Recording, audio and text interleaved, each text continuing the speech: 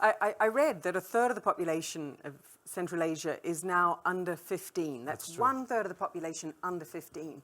If we look at youth in every other continent of the world, we see them on the streets. They're demanding more voice. They're used to having more voice.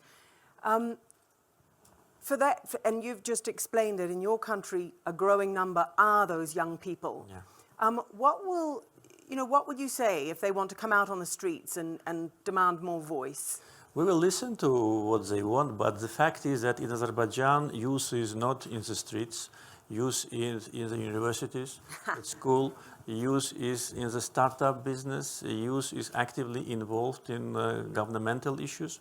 We have launched a very huge volunteer movement, and tens of thousands of people have been trained in the public services sector as volunteers. And then we recruit these people, those who have good results, to the governmental institutions. And frankly speaking, when we see in different parts of the world youth on the streets, it's because of dissatisfaction. Dissatisfaction with their life. They lost trust in their governments. The governments use populistic slogans to come to power and then cannot deliver what they promised. Actually, they lie. And the main reason for that is irresponsibility of politicians.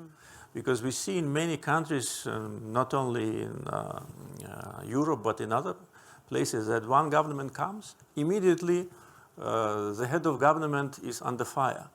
People elect him or her, and then within 1 year, he or her loses all the credibility. That's because the promises were given which were not been possible to implement. In Azerbaijan, we always keep our word. We never say something we cannot deliver. And year after year, living standards of our people is better. Thank you, President Aliyev.